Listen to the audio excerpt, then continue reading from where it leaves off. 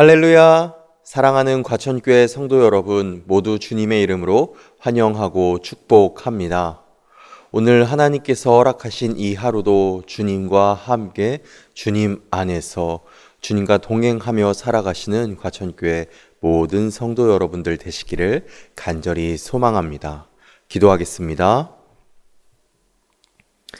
전능하신 하나님 아버지, 오늘도 주님께서 불러주셔서 주님 앞에, 말씀 앞에 섭니다.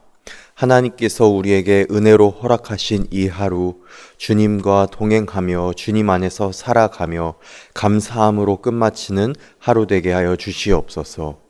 주님께서 주시는 능력과 힘과 지혜를 얻어서 주님의 사람답게 살아가는, 주님의 자녀답게 살아가는 우리 과천교회 모든 성도들 되게 하여 주시옵소서. 모든 말씀 살아서 역사하시는 예수 그리스도의 이름으로 기도드립니다. 아멘.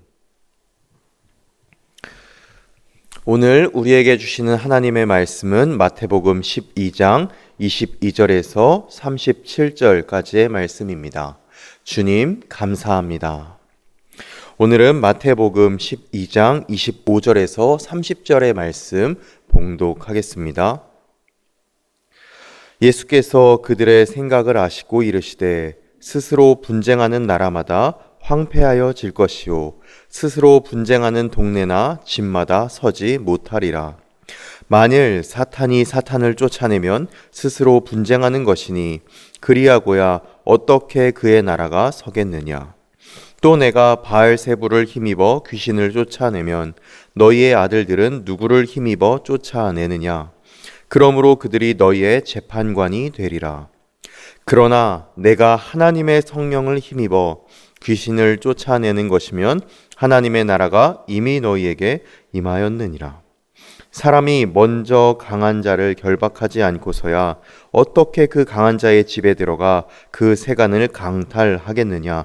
결박한 후에야 그 집을 강탈하리라. 나와 함께하지 아니하는 자는 나를 반대하는 자요 나와 함께 모으지 아니하는 자는 해치는 자니라. 아멘. 사랑하는 성도 여러분, 우리는 이 세상 속에서 살아가면서 세상에서는 흔히들 다양성과 관용을 미덕으로 여기면서 살아갑니다. 이것도 좋고 저것도 좋은 흔히들 우리가 말하는 회색 분자 혹은 중간지대가 있다고 생각하지요. 하지만 오늘 본문에서 예수님께서는 우리에게 단호한 선언을 하십니다. 나와 함께 하지 아니한 자는 나를 반대하는 자요 나와 함께 모으지 아니하는 자, 주님 편에 서지 아니하는 자는 나를 해치는 자니라 라고 말씀하시는 것이죠. 예수님의 이 말씀은 영적인 세계에 회색지대, 중립지대란 존재하지 않음을 명확히 하십니다. 우리는 빛의 자녀이거나 혹은 어둠의 자녀라는 것입니다. 우리는 하나님의 백성이거나 아니면 사탄의 권세 아래 있는 자라고 말씀하시는 것이죠. 이러한 오늘 본문의 시작은 한 사람의 치유 사건으로 시작합니다. 오늘 본문 22절 말씀을 보면 귀신 들려서 눈이 멀고 말을 못하는 사람이 예수님께 나아옵니다. 그는 단순히 육체적인 질병을 앓고 있었던 것이 아니라 악한 영에 사로잡혀서 보아야 할 것을 보지 못하고 말해야 할 것을 말하지 못하는 영육간의 속박 상태에 있었습니다. 그래서 예수님께서 그를 치유해 주셨습니다. 그 결과 눈먼 자가 보게 되었고 말 못하는 자가 말을 하게 되었죠. 이것은 단순히 육체를 치유해 주신 사건 넘어서는 구약 성경이 예언했던 메시아 시대의 도래를 알리는 매우 놀라운 신호였습니다. 그래서 이 기적을 목격한 이스라엘 백성들, 그 무리들은 큰 충격에 빠져서 즉각적으로 질문합니다. 이는 다윗의 자손이 아니냐? 다윗의 자손이란 유대인들이 그토록 기다려온 구원자 메시아를 의미합니다.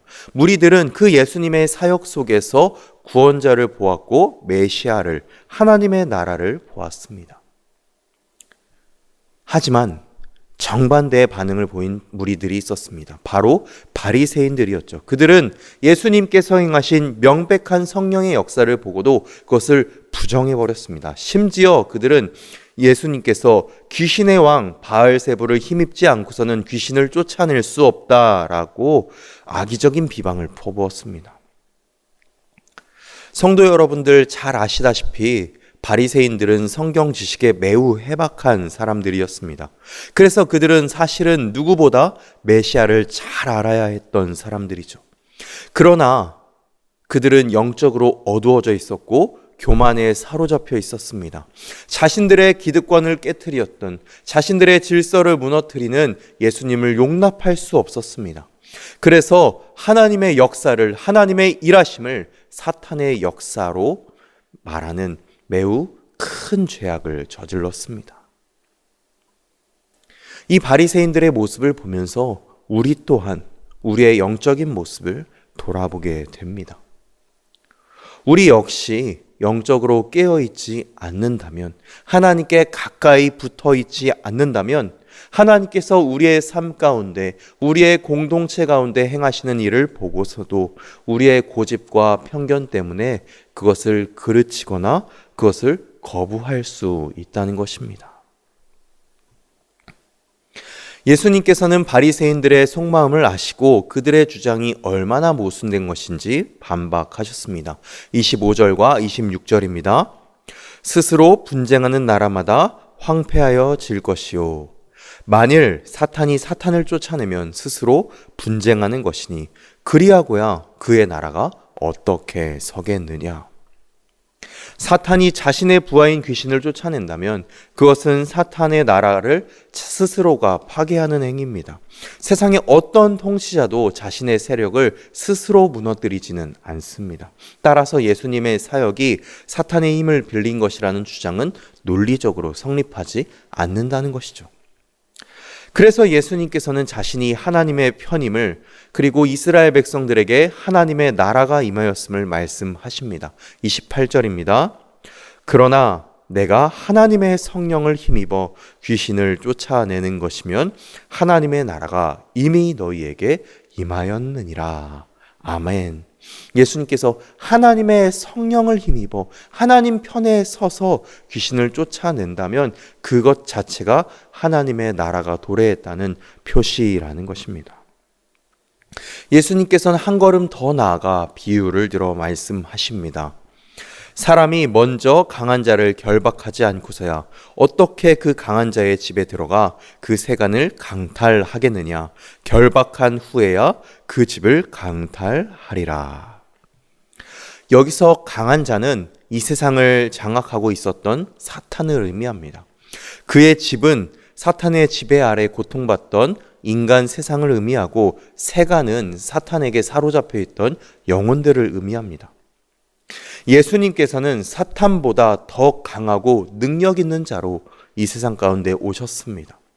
예수님께서 귀신을 쫓아내신 것은 이미 사탄을 결박하셨고 그에게 사로잡힌 영혼을 되찾아오고 계시다는 승리의 선언인 것입니다.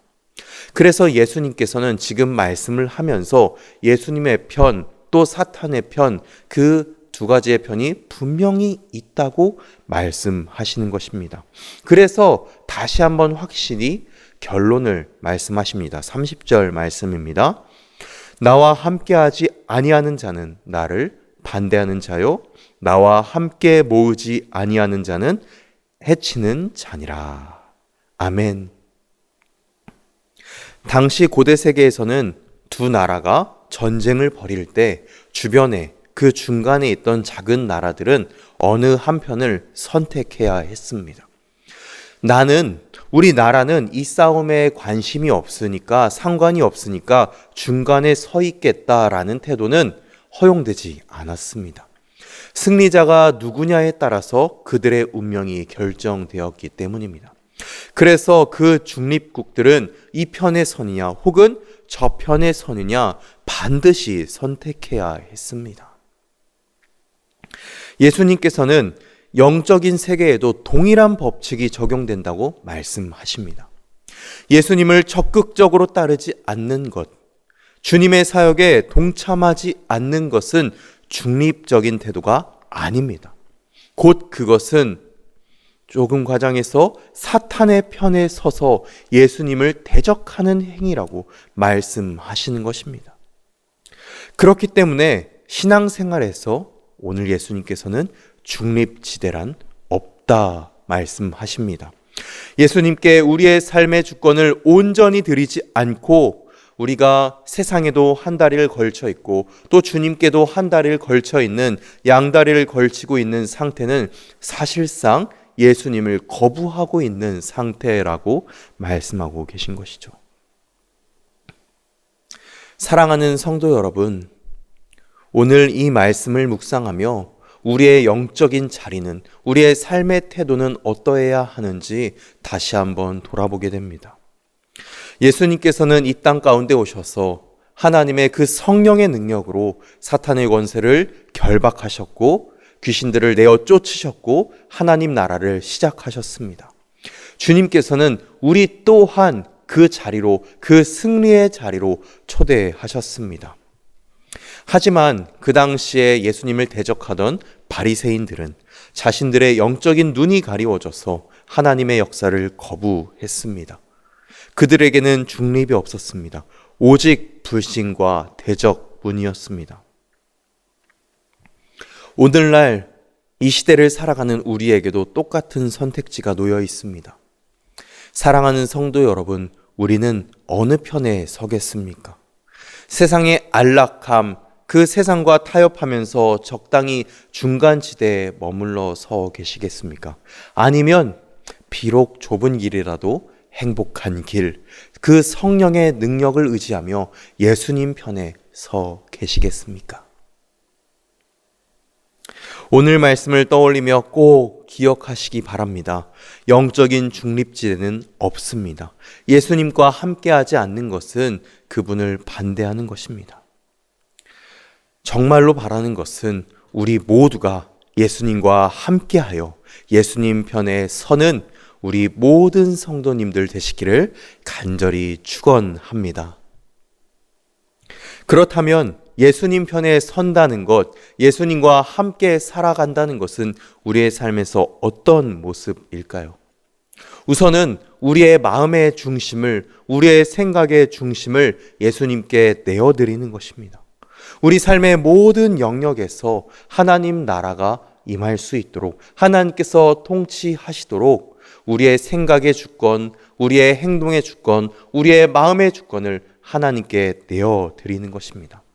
그리고 더 나아가서 우리 삶을 살아갈 때 일상 속에서도 예수님과 함께 하나님 나라를 확장하는 삶, 예수님을 전하는 삶을 살아가는 것입니다. 무엇보다 세상과 하나님 사이에서 머뭇거리는 삶을 정리해야 합니다. 우리의 시간, 우리의 물질, 우리의 재능, 우리의 모든 것, 그것의 주인은 누구십니까? 삶의 우선순위를 주님께 두며 우리는 과천교회는 예수님의 편이다, 하나님의 편이다, 주님의 편이다 라고 당당하게 고백하며 우리의 모든 것을 주님을 위해 사용하는 성도님들 되시기를 간절히 소망합니다. 사랑하는 성도 여러분, 그렇게 주님과 함께 예수님 편에 서서 최후 승리의 길을 걸어가시는 저와 여러분 되시기를 간절히 축원합니다. 기도하겠습니다. 사랑과 진리의 하나님 아버지, 우리 삶에 영적인 중립지대가 없음을 엄중히 깨닫습니다.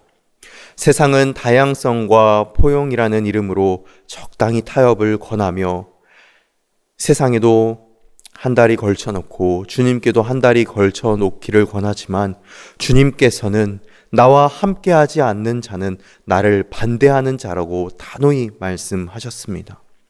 하나님과 세상 사이에서 머뭇거리던 우리의 연약함을 용서하여 주시옵소서. 이제는 분명하게 주님의 편에 서는 빛의 자녀들이 되게 하여 주옵소서. 사탄을 결박하고 우리를 구원하신 주님, 귀신에 매여서 영적으로 눈 멀고 말 못하던 우리를 고쳐주셨으니 이제는 우리의 눈으로 하나님의 역사를 보게 하시고 하나님의 그 복음의 진리를 우리의 입술로 증언하게 하여 주시옵소서.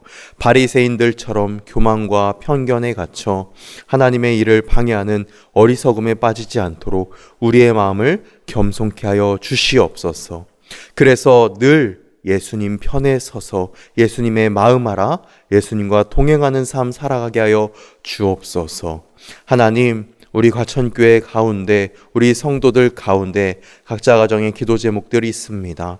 건강상의 문제들, 재정적인 문제들, 관계적인 문제들, 그 모든 기도 제목들 알아 주님께서 들으시고 응답하셔서 주님 편에 더욱더 확실히 서는 과천교회 모든 성도들 되게 하여 주시옵소서. 모든 말씀 살아서 역사하시는 예수 그리스도의 이름으로 기도하오며 복을 빕니다. 이제는 우리 구주 예수 그리스도의 은혜와 하나님의 지극하신 사랑하심과 성령 하나님의 교통하심이 영적인 중립지대에서 벗어나 주님 편에 서서 주님의 마음에 합한 삶으로 살아가기로 결단한 과천교회 모든 성도들 가운데, 그 가정 가운데, 삶의 자리 가운데 이제로부터 영원까지 함께 하시기를 간절히 축원하옵나이다. 아멘.